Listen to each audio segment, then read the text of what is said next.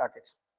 Hello everyone, welcome to Avanti classes. My name is Manjit Bhardwaj और आज हम VBT करेंगे भाई। सबसे पहले तो चलिए स्टार्ट करते हैं। व्हाट इज VBT और हाइब्रिडाइजेशन कैसे काम करती है। तो VBT का मेन बेस क्या है? Valence bond theory, that is called valence bond theory, VBT। ठीक है, तो ये कैसे वर्क करती है? बहुत सिंपल सा ये इसका डायग्राम है। ये जस्ट थ्योरी को एक्सप्लेन करने के लिए, बस समझाने के लिए। ठीक है, इसको ज्यादा सीरियसली मत लेना, ये काम नहीं आता कहीं भी, जस्ट जनरल नॉलेज है। मान लीजिए दो हाइड्रोजन एटम है, ये दोनों एक दूसरे से बहुत दूर है, इनके बीच में क्या फोर्स ऑफ अट्रैक्शन या रिपल्शन होगा? क्या बताइए, बहुत दूर। यस सर, आ रही है। यस सर, नहीं होगा, फोर्स ऑफ अट्रैक्शन या रिपल्शन कुछ नहीं होगा। ये बहुत दूर है, बहुत बहुत बहुत दूर। कितना दूर? जितना आप सोच सकते हैं, इनफाइनाइट दूर। कोई अट्रैक्शन या कोई रिपल्शन नहीं होगा। यस, क्लियर है ये बात सबको? Yes sir. अब मान यस लीजिए सर। जब ये पास आने लगेंगे, धीरे धीरे जब ये पास आएंगे, तो पास आने पर क्या होगा?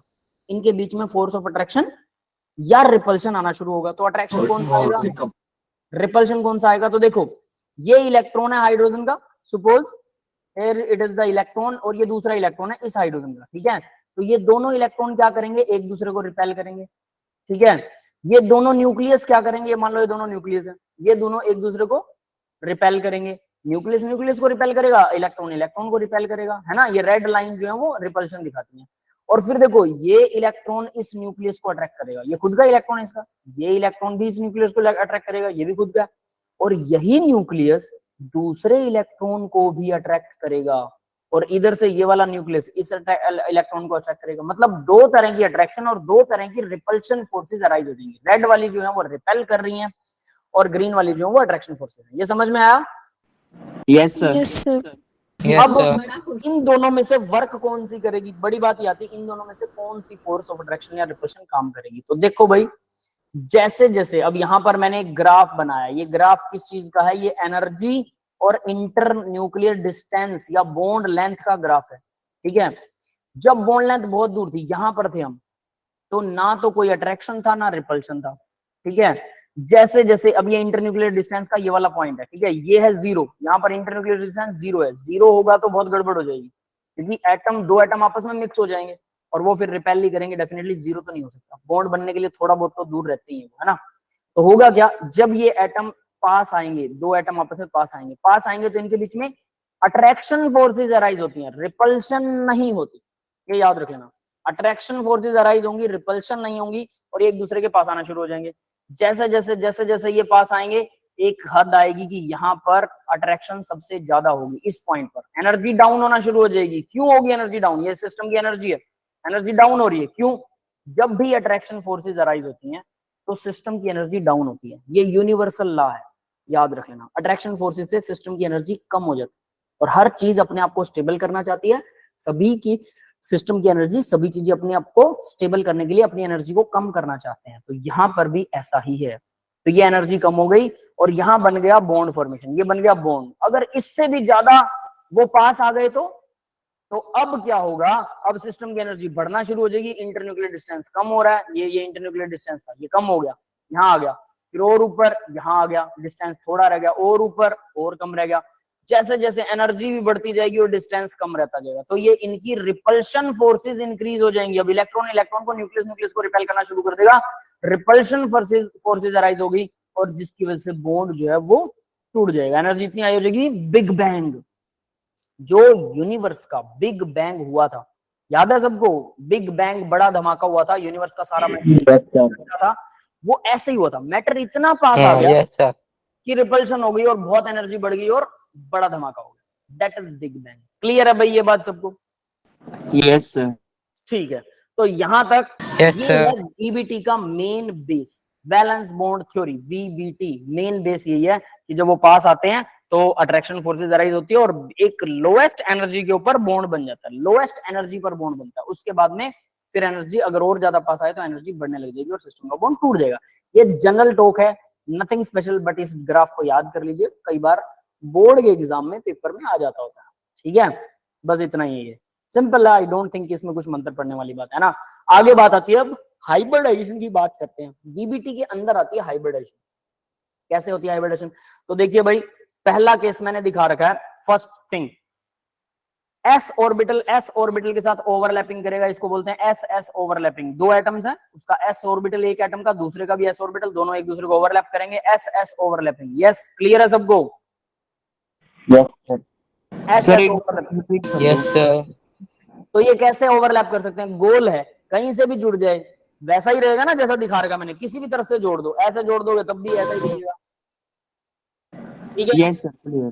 तो एस एस ओवरलैपिंग, सीधी सीधी simple overlapping, s s overlapping ये वाली है। सेकंड केस देखिए अब जरा, एस और पी ऑर्बिटल है, एक गोल है, एक क्या है, डंबल शेप है। पी ऑर्बिटल डंबल शेप होता है, सबको पता है। Yes sir. तो एस और हाँ, पी yes, ऑर्बिटल sir. जब आपस में ओवरलैप करेंगे, एस और पी ऑर्बिटल जब आपस में ओवरलैप करते हैं तो कैसे कर सकते हैं? दो तरीके से जुड़ सकते हैं। एक तो वो यहां से जुड़ जाए ऐसे, ये गोल वाला तो ऐसे जुड़ेगा, इसको बोलेंगे एस पी एस या एस पी बोल दो, एस पी ओवरलैपिंग। ठीक है, पी एस बोल दो, एस पी एक ही बात है। दूसरा, या फिर वो ये जो गोल वाला है ये बीच में सेंटर में यहां जुड़ जाए, जैसा कि मैंने नीचे दिखा रखा है, यहां जुड़ा हुआ है। ठीक है, इसको बोलते हैं जीरो ओवरलैपिंग। क्या ये ओवरलैप करेगा क्या? यहाँ पर तो डेंसिटी नहीं होती, जीरो होती है इस जगह No, पर। sir. हाँ, तो yes sir. Zero overlapping. Clear है भाई? Clear sir. तो सारे हाँ, को yes. अभी नोटबुक लीजिए, फटाफट बनाइए, गोल गोल तो बनाने और याद कीजिए। ठीक है, कि एस एस सीधा जुड़ेंगे, एस पी जो है वो सीधा भी जुड़ेंगे और बीच में सेंटर में जुड़ेंगे। सेंटर में जीरो ओवरलैपिंग होती है। जीरो ओवरलैपिंग पूछी जाती है पेपर में, लेकिन हाइब्रिडाइजेशन में काम नहीं आता, बट एग्जाम में कई बार पूछ लेते हैं जीरो ओवरलैपिंग कैसे करेगा। ठीक है, इसलिए आपको याद तो होना ही चाहिए। आगे बढ़ते हैं, नेक्स्ट देखो, अब बात करते हैं एस। एस का तो हमने कर दिया, अब पी ऑर्बिटल, तीसरा लेवल है पी ऑर्बिटल का। पी और पी ओवरलैप करेंगे, कैसे करेंगे? या तो ये सीधे सीधे जुड़ जाएं, सिर से सिर जोड़ लें, हेड टू हेड ओवरलैपिंग इसे बोलते हैं, सिर से सिर भिड़ता है, हेड टू हेड ओवरलैपिंग कर सकते हैं। यस, क्लियर है सबको?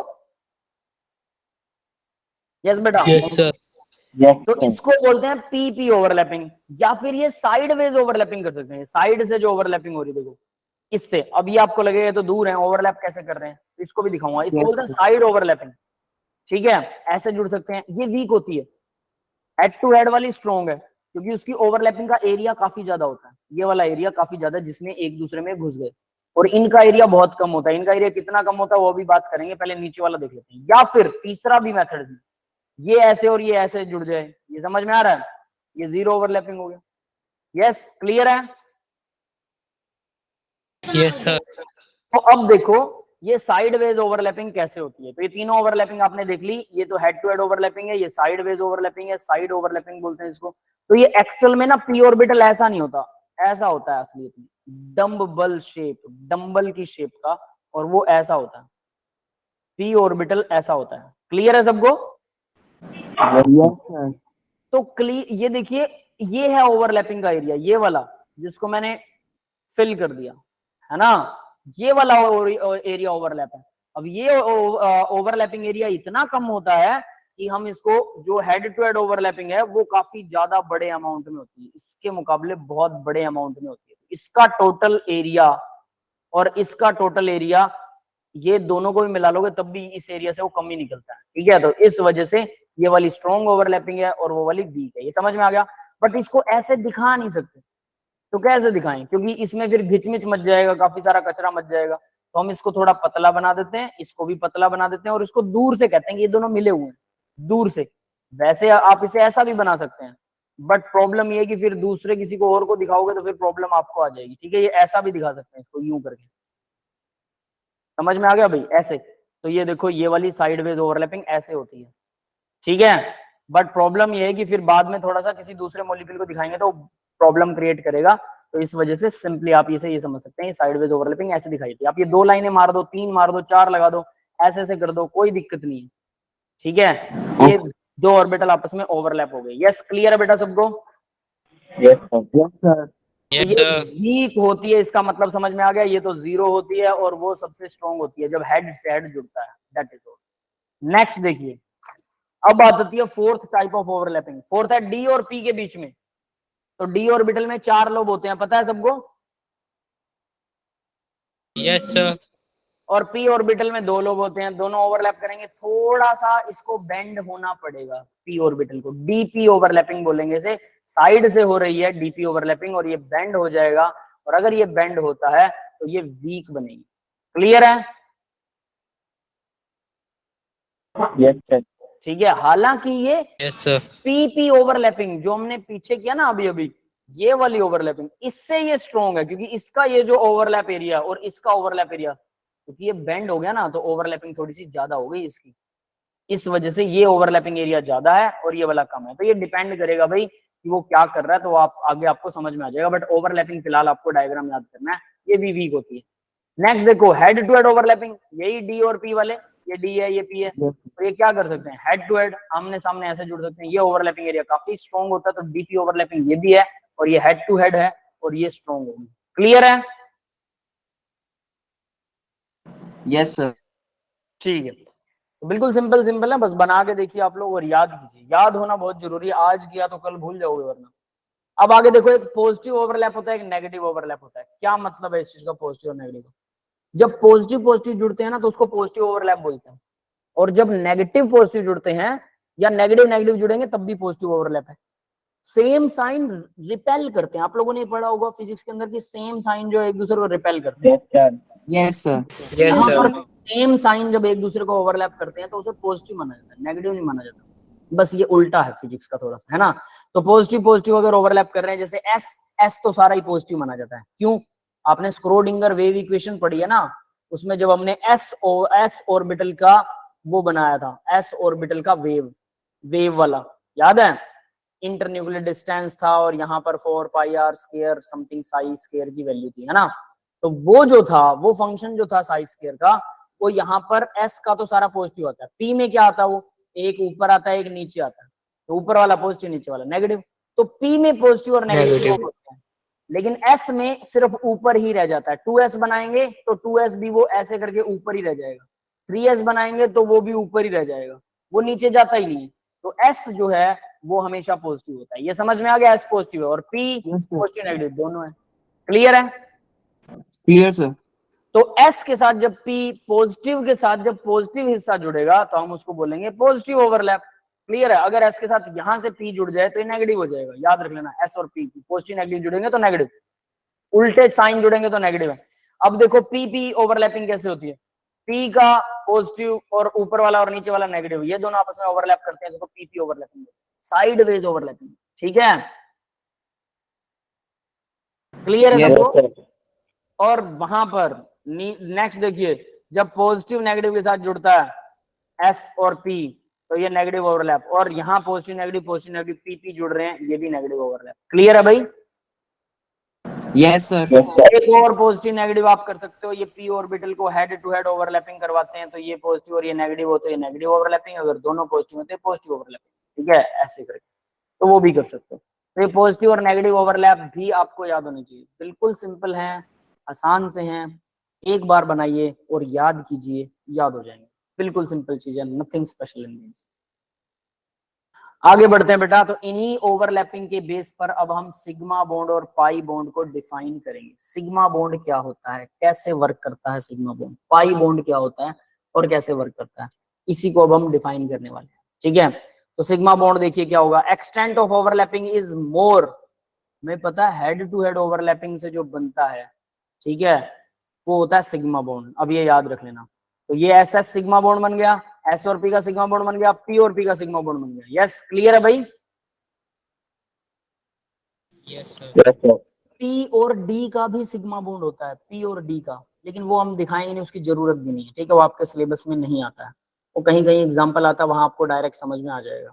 तो यानी कि हेड टू हेड ओवरलैपिंग ये तीन ही टाइप हमने किए थे ना। एस एस तो हमेशा सिग्मा ही बनाएगा, पी क्या कर रहा है, वो सिग्मा भी बना, पी एस के साथ हमेशा सिग्मा ही बनाएगा, कोई दिक्कत नहीं।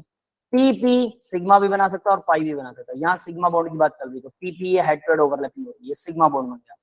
Extent of overlapping is more, मैंने बोला था कि ये जो एरिया होता है ओवरलैपिंग का ये काफी ज्यादा होता है सिग्मा बॉन्ड, उसमें हेड टू हेड ओवरलैपिंग, है ना, साइड वेज में ये कम होता है, तो इसलिए ये लिखा हुआ है extent of overlapping is more. समझ में आ गया बेटा पहला पॉइंट? सबको Yes, क्लियर sir. है?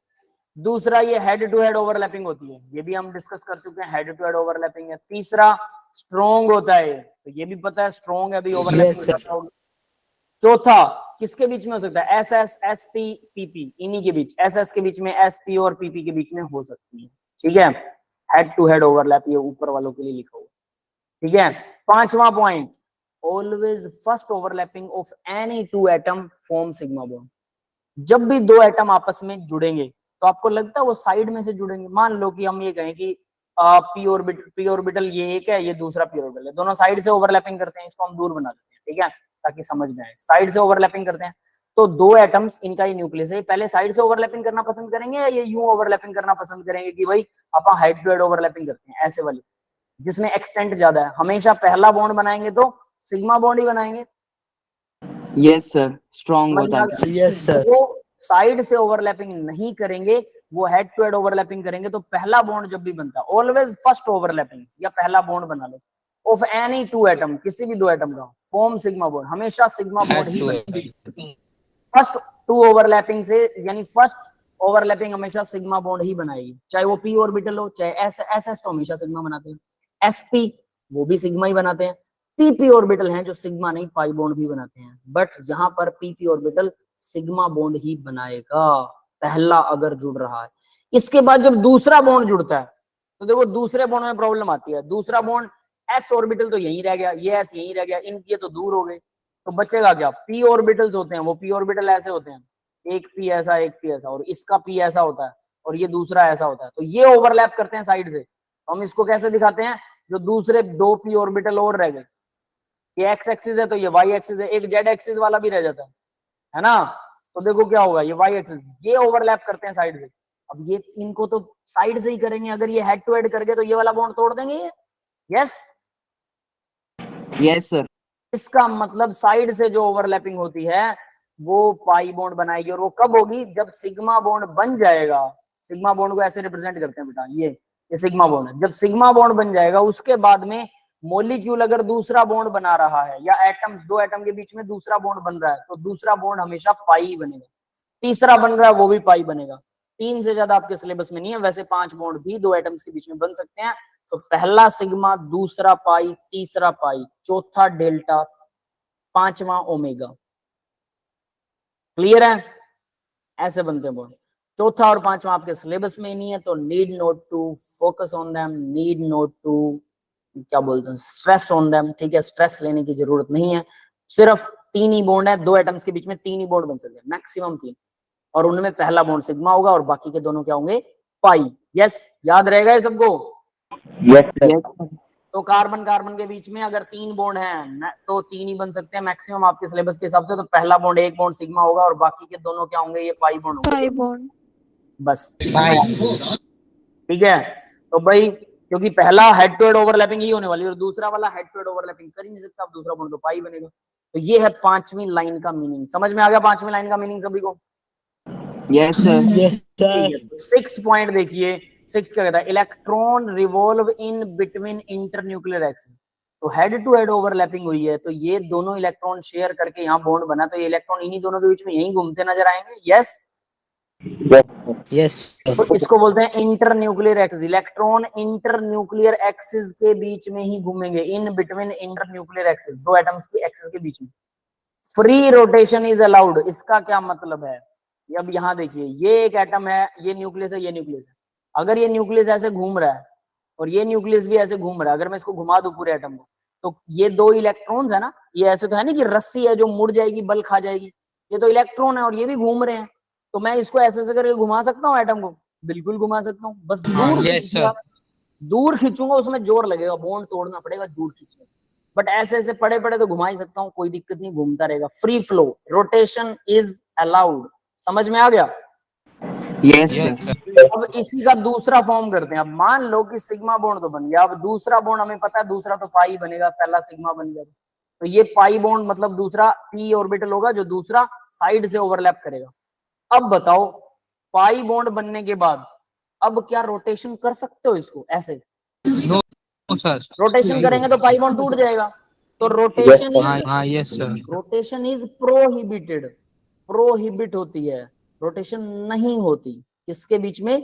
पाई बॉन्ड के एटम्स आपस में रोटेट नहीं कर सकते, सिग्मा बॉन्ड के एटम आपस में रोटेट कर सकते हैं। यस, क्लियर है बेटा सबको? Yes, sir. ठीक है, चलिए।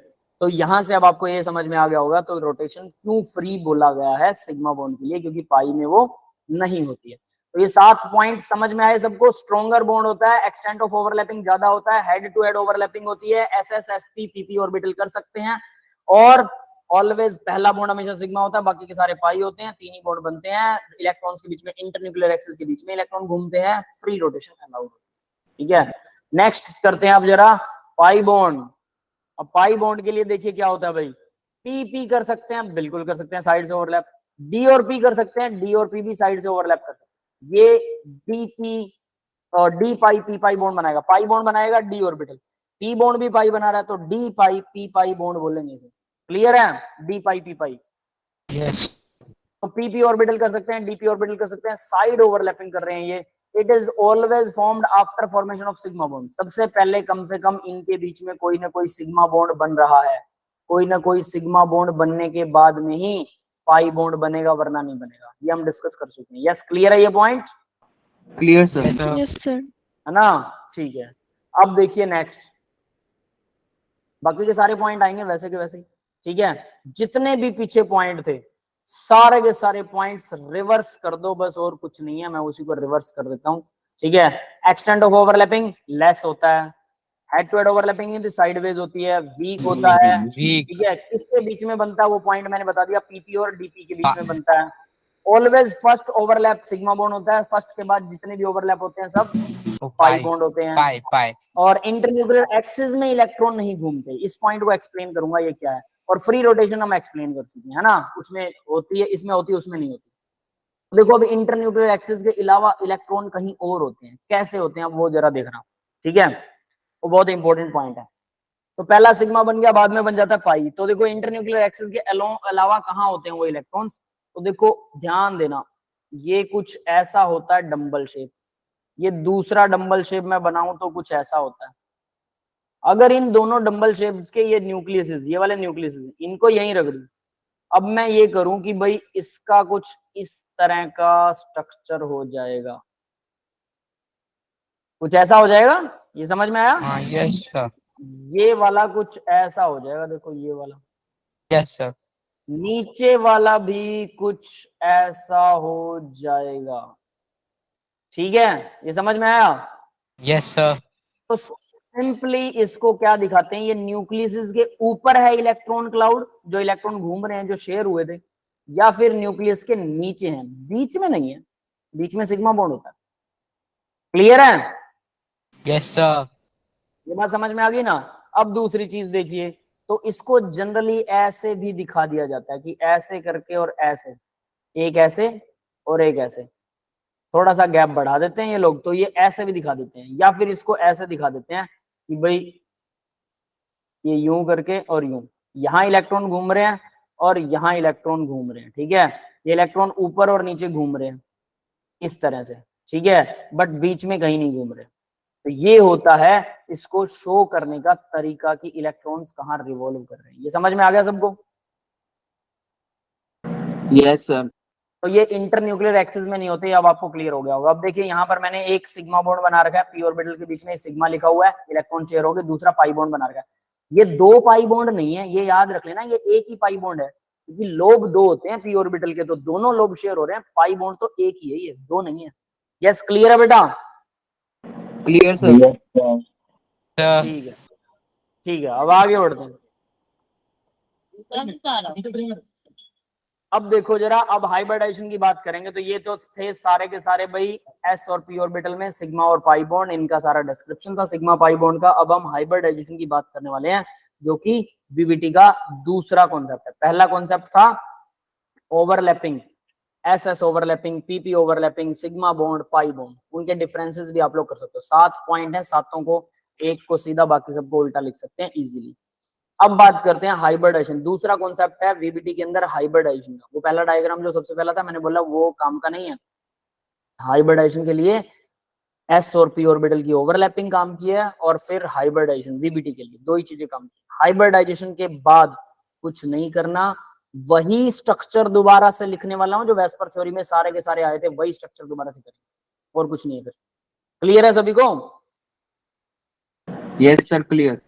तो हाइब्रिडाइजेशन देखिए क्या होती है, Yes, sir. Intermixing of slightly different shape and energy orbitals. Different shape और डिफरेंट एनर्जी की ऑर्बिटल होती हैं to form same shape and energy orbital in an atom. एक एटम में, याद रखना ये बहुत इंपॉर्टेंट पॉइंट है, इन एन एटम, एक एटम में, इज कॉल्ड हाइब्रिडेशन। अब इसका मतलब क्या है वो बताता हूँ। आपके घर में मेहमान आए, ठीक है, तो आप लोग क्या करते हो, कोई खास मेहमान आए, कोल्ड ड्रिंक लेके आएंगे, मम्मी क्या करती हैं, चादर वगैरह साफ Yes, सुथरी sir. चादर बिछाती हैं, है ना, घर को साफ सुथरा रखती हैं, चेयर को सही जगह पे, सारा सामान अपनी अपनी जगह पर रखते हैं, है ना, कुछ जचा वचा के रखते हैं, Yes, sir. है ना, जब मेहमान आता है। अब हाइब्रिडाइजेशन में क्या होता है, जब सेंट्रल एटम से, मान लो हम PCl5 का एग्जांपल ले लेते हैं या SF6 का एग्जांपल ले लेते हैं, सल्फर है, 6 फ्लोरीन जुड़े हुए हैं, 6 फ्लोरीन, तो कैसा बनाएगा, ऑक्टाहेड्रल डायग्राम बनाएगा, याद है सबको ऑक्टाहेड्रल, Yes, sir. Octahedral. है ना, Yes, sir. ऑक्टाहेड्रल ये डायग्राम बनाएगा भी, इस तरह से ऑक्टाहेड्रल डायग्राम बनाएगा। तो जब ये सल्फर के पास फ्लोरीन आ रहा होता है, जब सल्फर के पास फ्लोरीन आता है, तो सल्फर अपने ऑर्बिटल्स, इसके बाद बहुत सारे ऑर्बिटल्स होते हैं, उसमें इलेक्ट्रॉन घूम रहे होते हैं, है ना, ये सारे ऑर्बिटल्स हैं, इनमें इलेक्ट्रॉन Yes, घूम रहे हैं sir. इधर उधर। तो सल्फर अपने ऑर्बिटल्स को साफ सुथरा करता है, ये समझ लो, मतलब उनको रीअरेंज करता है। क्यों, मेहमान आ रहा है, उसके साथ निभा के रखनी है, काफी दिनों तक निभा के रखनी है। ऐसा क्यों करता है, सल्फर अनस्टेबल है बेचारा अकेला, वो स्टेबिलिटी चाहता है, आने वाला फ्लोरीन भी स्टेबिलिटी चाहता है, दोनों स्टेबिलिटी चाहते हैं, दोनों को स्टेबिलिटी के लिए कुछ तो करना पड़ेगा, तो वो क्या करते हैं दोनों स्टेबिलिटी के लिए। अब यहां से आपको ये चीज समझ में आएगी कि भाई आखिर ऐसा होता क्यों है। तो सल्फर क्या करेगा, अपने सारे के सारे बॉन्ड्स, जो इलेक्ट्रॉन्स हैं सल्फर के, वो सब के सब क्या करेगा, उसको सही करेगा। ये समझ में आया, सारे इलेक्ट्रॉन्स को सही तरीके से अरेंज सही। करेगा ताकि अच्छे से फ्लोरीन जुड़ सके। वरना क्या होगा, फ्लोरीन 3 या 4 जुड़ जाएंगे, मुश्किल से 2 ही जुड़ते हैं, वैसे 2 जुड़ जाएंगे और बाकी के जुड़ेंगे ही नहीं, लोन पेयर उनको रिपेल करने लग जाए। तो लोन पेयर को भी बॉन्ड बनाने के लिए, कंपेल करने के लिए फ्लोरीन कुछ तो उसको एनर्जी सिस्टम की बढ़ा देता है। जब वो आता तो एक्साइट हो जाता है, जैसे हम एक्साइट हो जाते हैं, हमारे घर में मेहमान आते, तो फ्लोरीन के आने पर सल्फर एक्साइट हो जाता है, वो उससे दोस्ती करेगा, उसे पता है कि ये मुझसे दोस्ती करेगा, मेरे इलेक्ट्रॉन्स की जो जरूरत है ये पूरा करेगा, और फ्लोरीन के इलेक्ट्रॉन की जरूरत सल्फर पूरा करेगा, दोनों एक दूसरे के इलेक्ट्रॉन्स की जरूरत को पूरा करते हैं। और यही चीज है कि दोनों एटम्स में से जो सेंट्रल एटम है, जिसपे ज्यादा एटम जुड़ने होते हैं, उसको ज्यादा मेहनत करनी पड़ती है भाई, क्योंकि फ्लोरीन को तो एक ही इलेक्ट्रॉन चाहिए, एक फ्लोरीन आएगा एक इलेक्ट्रॉन शेयर कर लेगा, वो कहेगा मेरे को क्या दिक्कत है भाई, लेकिन सल्फर को कितने चाहिए, 6, तो सल्फर को ही अपना घर साफ सुथरा रखना पड़ेगा, उसके पास 6 मेहमान आने वाले हैं, बैठने की जगह होनी चाहिए, वरना एक फ्लोरीन आएगी और कहेगी एक इलेक्ट्रॉन के साथ निभाना निभा, वरना मैं तो ये चली, मैं किसी और को देख लूंगी। तो ऐसा होता है, ये समझ में आ गया सबको। तो सल्फर अपने Yes, sir. ठीक है, सल्फर अपने जितने भी ऑर्बिटल्स हैं, सभी ऑर्बिटल्स जो सबसे आउटर मोस्ट शेल में, याद रखना, valence shell, last shell, outermost shell, उस शेल के सभी ऑर्बिटल्स को रीडिस्ट्रीब्यूट करता है, सभी ऑर्बिटल को मिक्स कर लेता है, कि फ्लोरीन को ये ना पता लगे कि मैं सुगला सा इंसान हूं, मेरे ऑर्बिटल सारे, कोई छोटा है कोई बड़ा है, नहीं, वो क्या करता है, सभी ऑर्बिटल को मिक्स कर लेगा। स्लाइटली एनर्जी में जिनमें डिफरेंस है, स्लाइटली एनर्जी डिफरेंस मतलब आउटर मोस्ट शेल वालों को सबको मिक्स कर लेगा, मिक्स करके नए ऑर्बिटल बनाएगा, जिनका शेप, जिनका साइज, सब कुछ सेम टू सेम होगा। 6 के 6 ऑर्बिटल जितने जोड़ने उन सबको सेम कर लेगा। ये बात समझ में आई? Yes, sir. तो Yes, सल्फर sir. अपने घर में मेहमान आने से पहले सारे ऑर्बिटल्स का साइज, शेप, सब कुछ सेम कर लेता है, ठीक है, एनर्जी भी सेम कर लेता है, ताकि 6 के 6 मेहमान जो है वो बढ़िया चेयर्स पर, सेम चेयर्स पर बैठ सके। किसी को सोफे पे बिठा दिया, किसी को प्लास्टिक की कुर्सी पे बिठा दिया, किसी को बेड पे बिठा दिया, किसी को खाट पे, मंजी पे बिठा दिया, ऐसा नहीं होता। उस सब के लिए एक जैसी सी चेयर, चाहे उसको बाहर से मंगवा के लानी पड़े, सबके लिए एक जैसी चेयर और सामने मेज वगैरह का इंतजाम कर लेता है। तो इसको बोलते हैं हाइब्रिडाइजेशन। कौन कर रहा है इंतजाम? सिर्फ एक एटम कर रहा है, एन एटम, अकेला। कौन करेगा? सेंटर वाला, जिसके साथ ज्यादा चीजें जुड़ेंगी, वो सेंटर वाला एटम ऐसा करता है। तो intermixing of slightly different shape and energy orbital, इनके एनर्जी और शेप ऑर्बिटल्स के अंदर वाले, कोई एस का है, एस स्फेरिकल होता है, कोई पी का है, पी डंबल शेप होता है, कोई डी का है, डी डबल डंबल शेप होता है। सभी ऑर्बिटल अलग अलग शेप और अलग अलग साइज के और अलग अलग एनर्जी के थे। इसने क्या किया? इंटरमिक्स कर दिया सभी को, अलग अलग शेप अलग अलग साइज वालों को। intermixing of orbital of different shape and different energy to form same shape and same energy, same shape और सेम एनर्जी के ऑर्बिटल बना रहा है, ठीक है, इन एन एटम, एक एटम में, इज कॉल्ड, इस फिनोमिना को बोलते हैं हाइब्रिडाइजेशन। यस गाइस, क्लियर हो गया सबको हाइब्रिडाइजेशन क्या होती है? Yes sir, clear. ठीक है, तो बस फिर आगे अपने को अब कोई जरूरत है ही नहीं, ठीक है, इतना ही अपने को करना था। हाइब्रिडाइजेशन आ गई। अब देखो हाइब्रिड ऑर्बिटल की शेप ऑफ हाइब्रिड ऑर्बिटल कैसी होती है? सभी हाइब्रिड ऑर्बिटल की ऐसी शेप होती है, एक बड़ा लोब, एक छोटा लोब। छोटा लोब जनरली दिखाया ही नहीं जाता, इसको नहीं दिखाते हैं, ठीक है, बट होता है तो आपको याद होना चाहिए। सबकी शेप सेम होती है, जितने भी हाइब्रिड ऑर्बिटल हैं, सिर्फ इस एटम में नहीं, सभी एटम में शेप सेम होती है। क्लियर है बेटा? Yes, sir. Yes, ठीक sir. है, तो ये कुछ ऐसा होता है, ये फिनोमेना हाइब्रिडाइजेशन का, बस ये पढ़ना था। अब हम उन स्ट्रक्चर्स पे आएंगे, सभी स्ट्रक्चर्स में हम हाइब्रिडाइजेशन निकालेंगे, सभी स्ट्रक्चर्स में जो हमने वेस्पर थ्योरी में किए थे, one by one. Let's take it the first one, CH4। सबसे पहले CH4 लिया, वैसे मैंने लीनियर लिया था उस केस में, ठीक है, तो कोई बात नहीं है, कोई भी ले सकते हैं, कोई दिक्कत नहीं है। तो देखिए CH4 का एग्जांपल है 1s2 2s2 2p2। Electronic configuration वैसे की वैसे लिखे, सब कुछ वैसा का वैसा रहेगा, कोई फर्क नहीं पड़ेगा। एक्साइटेड स्टेट में लिखेंगे तो 2s2 वाला एक इलेक्ट्रॉन जो है वो 2p में चला जाएगा और 4 ऑर्बिटल बन जाएंगे खाली, 4 हाइड्रोजन जुड़ गए। अब हुआ क्या, हाइब्रिड ऑर्बिटल या स्टेरिक नंबर एक ही बात होती है, याद रख लेना, बोथ आर सेम। क्लियर है? Yes, sir. नई चीज है। तो हाइब्रिड ऑर्बिटल कितने होंगे? जितने मेहमान आए उतने हाइब्रिड ऑर्बिटल। क्लियर है? सर 4 हुए हैं। Yes, 4 sir. Hybrid orbital. लेकिन एक और चीज है, मान लो उसके खुद के बच्चे हो दो, वो दोनों भी तो हमारे जैसे, हमारे घर में मेहमान आता है, आप लोग बच्चे हैं, तो आप लोगों के लिए भी तो मम्मी पापा बोलते हैं ना, ढंग से टिक के बैठियो, शरारतें मत करियो, Yes, sir. है ना। तो उनको, उनके टिकाने के लिए वो भी हाइब्रिड बन जाते हैं, मतलब उनके लिए भी वो सेम सी चेयर लेके आते हैं ताकि कोई डिस्ट्रीब्यूशन अलग ना नजर आए, उनको भी सेम। यानी जितने बॉन्ड हैं, जितने सिग्मा बॉन्ड है, पाई बॉन्ड नहीं, पाई बॉन्ड क्या होता है, डबल बॉन्ड जब बनेगा तब दूसरा पाई बनेगा, पहला सिग्मा, ट्रिपल बनेगा तो पहला सिग्मा, दो बाकी के पाई, याद है? Yes, sir, sir. clear. Pi bond hybridization में पार्टिसिपेट नहीं करता, खाली ऑर्बिटल हाइब्रिडेशन में पार्टिसिपेट नहीं करता, वैकेंट ऑर्बिटल नहीं करेगा, पाई बॉन्ड नहीं करेगा। लोन पेयर करता है, मतलब उसके खुद के इलेक्ट्रॉन है, अंदर वाले हैं, लास्ट शेल वाले हैं, तो वो करेंगे, ठीक है, लास्ट शेल वाले इलेक्ट्रॉन।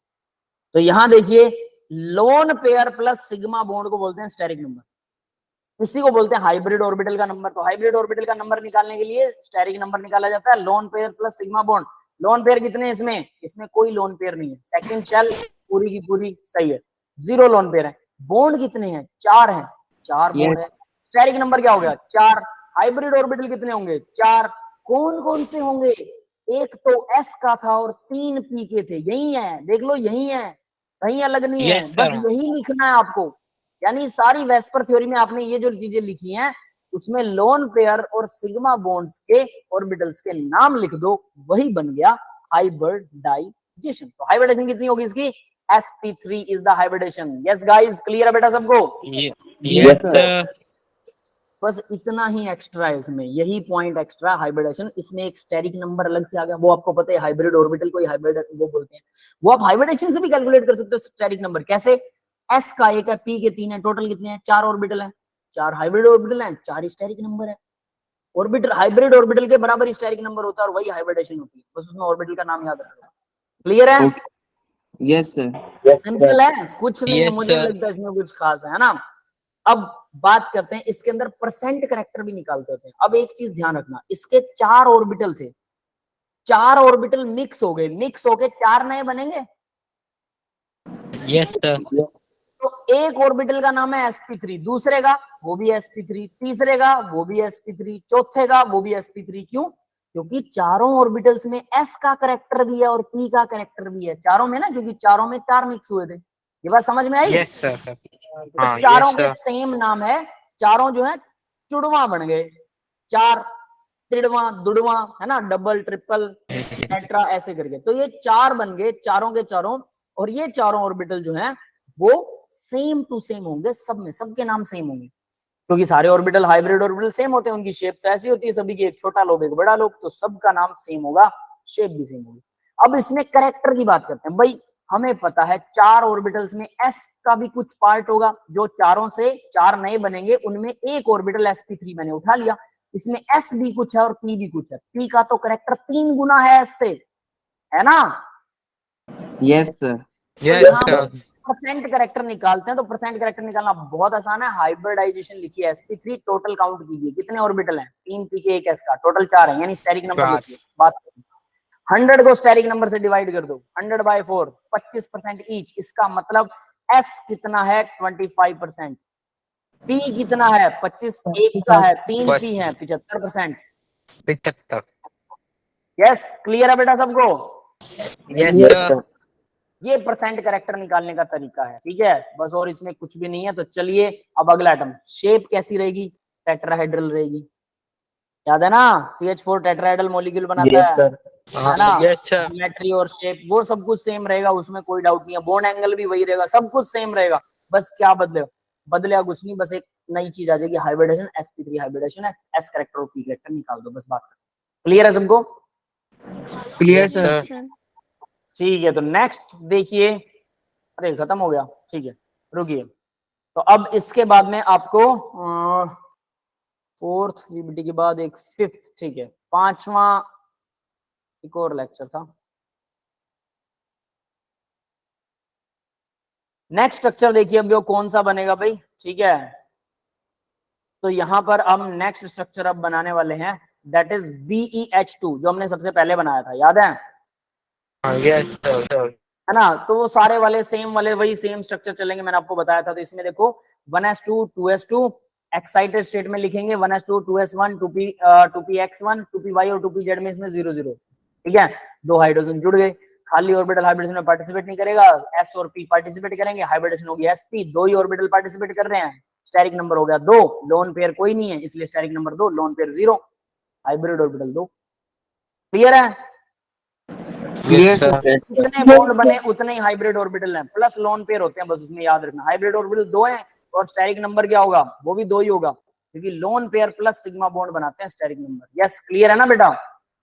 लोन पेयर Yes, इसमें sir. 0 है, अंदर वाले ऑर्बिटल का लोन पेयर काउंट मत करना, बाहर वालों का होता है सिर्फ, बात खत्म, ठीक है? हाइब्रिडाइजेशन होगी sp, परसेंट कैरेक्टर क्या निकलेगा, sp में दो होते हैं, क्या होते हैं, दो ही ऑर्बिटल होते हैं, 100 से डिवाइड किया 50% ईच आ गया, ईच 50% है। बॉन्ड एंगल वही 180 रहेगा, उसमें कोई दिक्कत नहीं है, लीनियर रहेगा, हर एक का s कितना 50%, p कितना 50%, बस बात खत्म। क्लियर है? Yes, sir. फिर से सारे जितने भी डायग्राम थे उसकी रिवीजन चल रही है और कुछ नहीं, अगर आते हैं तो बड़े आसानी से समझ में आएगा। AlCl3, अब नेक्स्ट देखिए, नेक्स्ट मॉलिक्यूल था AlCl3, एल्यूमिनियम में 13 होते हैं, 1s2 2s2 2p6 3s2 3p1। अब इसकी एक्साइटेड स्टेट लिखेंगे, 3s में 1 हो जाएगा, p के अंदर 1 था तो p में 1 और आ जाएगा, 3pz खाली रहेगा। 3 क्लोरीन जुड़े हुए हैं, लोन पेयर है कोई लोन पेयर नहीं है, तो स्टेरिक नंबर 3 ही रहेगा, बॉन्ड है 3 सिग्मा बॉन्ड बन रहे हैं, steric number 3, lone pair 0, 3 hybrid orbital होंगे, हाइब्रिडेशन क्या होगी sp2, यहां से कैलकुलेट कर लो, s का 1 और p के 2 ऑर्बिटल हैं जो बॉन्ड बना रहे हैं, sp2, सीधा भी देख सकते हो sp2, समझ में आया? Yes. बस लोन पेयर को जरूर काउंट कर लेना, लोन पेयर को मिस मत कर देना, और पाई बॉन्ड को काउंट नहीं करना, बस ये 2 चीजें देखनी है, और वो इलेक्ट्रॉनिक कॉन्फ़िगरेशन देख के ही पता लग जाएगा, बस नाम बदल दिए, steric number, hybrid orbital, hybridization, है ना? स्टेरिक नंबर इसलिए बता रहा हूं क्योंकि ये बहुत जगह पर क्वेश्चन में आ जाता है, क्वेश्चन में लिखा हुआ था the steric number of the compound is 3, what will be the hybridization. अब आप कहोगे ये तो सर ने कभी बताया ही नहीं, हमें तो ऐसी चीज आती नहीं, है ना? सीधी बात, स्टेरिक नंबर इसलिए ऐड हुआ है, वरना है कहानी वही, ऊपर इलेक्ट्रॉनिक कॉन्फ़िगरेशन की शक्ल देख के बता दोगे हाइब्रिडेशन क्या है, बात खत्म। क्लियर है सबको? Clear, sir. है ना? तो एक नाम है अलग से, तो इसका रट्टा मारना पड़ेगा भाई, इसका मेरे पास कोई इलाज नहीं, ये स्टेरिक नंबर वही होता है जितने हाइब्रिड ऑर्बिटल हैं। परसेंट कैरेक्टर निकालें तो sp2 में टोटल 3 बनते हैं, 2 p का 1 s का, 3 से डिवाइड किया 33.33 ईच, तो इसके अंदर s का कितना कैरेक्टर होगा 33.33, और p का कितना होगा भाई, 6 वो है ना 67%। यस, क्लियर है? Yes, sir. ठीक है, और वही bond angle 120, try angular planar structure, वो तो सब कुछ सेम रहेगा जो हमने बैच पर थ्योरी में किया था, वो वाले स्ट्रक्चर तो सेम रहने वाले, बस हाइब्रिडाइजेशन एक अलग ऐड हो गया। और याद रखना, पहला बॉन्ड हमेशा सिग्मा होता है, दूसरा बॉन्ड पाई होता है, तीसरा बॉन्ड भी पाई होता है। अगर दो एटम्स के बीच में नहीं है। बस इतनी सी बात याद रखनी है। सिग्मा और पाई बॉन्ड का डिफरेंस रट्टा मार लो और उनके स्ट्रक्चर रट्टा मार लो, ये एक्स्ट्रा है। बाकी हाइब्रिडेशन तो मुझे लग रहा है बहुत आसान है ना। अब आगे एक थोड़ा ट्विस्ट वाला क्वेश्चन आता है, SO2। देखना बेटा इसको ध्यान से। सल्फर की electronic configuration 1s2 2s2 2p6 3s2 3p4। Last shell यही है, यही अपने काम की है लास्ट शेल। तो इसी के इलेक्ट्रॉन देखेंगे तो लास्ट शेल में 3s2, ये तो लोन पेयर बन गया, कोई दिक्कत नहीं है। एक रह गया, पी में 4 थे तो पी में 1 2 3 एक एक कर दिया। यहाँ 2 थे, देखो रेड कलर से जो 1 लिखा हुआ, यहाँ 2 थे, अब मैंने यहाँ 1 कर दिया और 1 डी में चला गया। एक्साइड कर सकता हूँ इसको क्योंकि 3D एग्जिस्ट करता है, 3p और 3D होता है। एक्साइड हो गया। अब ऑक्सीजन जोड़नी है, दो एक ऑक्सीजन की वैलेंसी होती है कितनी, दो ऑक्सीजन जुड़ेंगे तो ऑक्सीजन ने डबल बॉन्ड बनाया इन दोनों ऑर्बिटल के साथ, फिर से ऑक्सीजन ने डबल बॉन्ड बनाया इन दोनों ऑर्बिटल के साथ। भाई पहला बॉन्ड सिग्मा बनाएगी ऑक्सीजन, दूसरा बॉन्ड पाई बनाएगी, फिर सिग्मा बनाएगी, फिर पाई बनाएगी। क्लियर है? Yes sir. तो 2 पाई है, 2 सिग्मा बॉन्ड है और ये लोन पेयर भी है। अब इसमें सब कुछ यूज हो जाएगा, इस एग्जाम्पल में सब कुछ यूज हो जाएगा। तो हाइब्रिड ऑर्बिटल कितने हैं देखो जरा, एक लोन पेयर और एक सिग्मा और एक ये सिग्मा, तीन हाइब्रिड ऑर्बिटल। तो स्टेरिक नंबर भी 3 ही होगा डेफिनेटली। कैसे निकाला, एक लोन पेयर और सिग्मा बॉन्ड, लोन पेयर 1 है, सिग्मा बॉन्ड 2 है। Pi bond will not participate in the hybridization. ठीक है, पाई बॉन्ड पार्टिसिपेट नहीं करता भाई हाइब्रिडाइजेशन। सीधी सी बात ये है। एक ही एटम यूं कहे कि मैं तो 2 कुर्सियों पे बैठूंगा, मेहमान अकड़ जाए तो कहेगा ठीक है, एक तेरी है दूसरी कुर्सी उर्सी नहीं है, तेरे को ज्यादा ही करना है तो मेज पे पैर रख ले, बात खत्म, है ना। 2 कुर्सियां नहीं मिलेंगी, हमारे पास है ही नहीं, कर लो क्या करोगे। ठीक है, तो वैसा है। तो यहाँ पर वही होता है भाई, डबल बॉन्ड पार्टिसिपेट नहीं करेगा, सिर्फ सिंगल सिग्मा बॉन्ड पार्टिसिपेट करता है। तो 2 में से 1 करवा लो, बाकी को छोड़ दो। तो ये आ गया 3 हाइब्रिडेशन sp2। वैसे भी देख सकते हैं, एक s का, एक ये p का और एक ये p का सिग्मा बॉन्ड बना रहे हैं, बाकी 2 p के पाई बॉन्ड बना रहे हैं, हमें उससे कोई मतलब नहीं है। तो sp2 हाइब्रिडाइजेशन। यस, क्लियर है? Yes sir. परसेंट करेक्टर 33.3 आएगा, 3 से डिवाइड करने पर sp2 में 3 होते हैं ईच। s का 33, p का 66.66। स्ट्रक्चर ऐसा होता है, 119 डिग्री का एंगल होता है। लोन पेयर बॉन्ड पेयर को रिपेल ज्यादा करता है, 120 से 1 डिग्री का एंगल घटा दिया। डबल बॉन्ड की वजह से 1 ही डिग्री घटा, अगर डबल बॉन्ड ना होता ऑक्सीजन में तो ये ज्यादा बेंट हो जाता। वी शेप और बेंट ऐसा स्ट्रक्चर को कह सकते हैं। हालांकि ये वी शेप बेंट कहना अच्छी बात तो नहीं है, नहीं ये वी शेप बेंट ही बनेगा क्योंकि लोन पेयर इंक्लूड नहीं होगा। क्लियर है भाई? Yes sir. बस यही है, ये स्ट्रक्चर वगैरह आप लोग पहले ही कर चुके हैं, इनके बॉन्ड एंगल भी पहले ही रट्टा मार चुके हैं। अगर याद कर लिया बहुत अच्छी बात है, नहीं याद किया इसके बाद ये दोबारा नहीं होगा और ये लाइफ टाइम काम आएगा। ये मैं पहले भी बात कर चुका हूं, जब तक केमिस्ट्री पढ़ोगे, जब तक धरती पर केमिस्ट्री रहेगी और आप लोग उसे पढ़ते रहेंगे, तब तक ये स्ट्रक्चर काम आएंगे और रैंडमली काम आएंगे, बड़े जबरदस्त लेवल पर काम आएंगे। इसी तरह से इलेक्ट्रॉनिक कॉन्फ़िगरेशन लिख के हाइब्रिडेशन निकालनी होगी और बहुत आसानी से निकलेगी। और ये प्रोसेस अगर आपने एक बार बना के देख ली तो बहुत आसान है, नहीं देखी है तो समझ लेना फिर आपको आगे प्रॉब्लम आने वाली है। ऑक्सीजन का देखो भाई, वाटर बनाते हैं हम लोग, 1s2 2s2 2p4 है, 1s2 2s2, ये लोन पेयर, हाइड्रोजन सिर्फ 2 जुड़ेंगी, सिर्फ 2 हाइड्रोजन, 2 लोन पेयर हैं, 2 बॉन्ड पेयर हैं, टोटल हाइब्रिड ऑर्बिटल 4 हो गए। लोन पेयर 2 हैं, सिग्मा बॉन्ड 2 हैं, single sigma bond, single bond सारे सिग्मा होते हैं। डबल बॉन्ड में 1 सिग्मा दूसरा पाई, ट्रिपल बॉन्ड में 1 सिग्मा 2 पाई। क्लियर है? Yes, sir. आ गया हाइब्रिडाइजेशन क्या आएगी, sp3। s का एक, वैसे भी यहाँ देख लो, s का एक जो लोन पेयर है वो हाइब्रिडेशन में पार्टिसिपेट करता है, p का भी एक है, ये भी लोन पेयर हाइब्रिडेशन में पार्टिसिपेट करेगा, और फिर p के 2 और हैं, तो p के टोटल कितने हैं, p के टोटल 3 है, s का टोटल 1 है। sp3 will be hybridisation.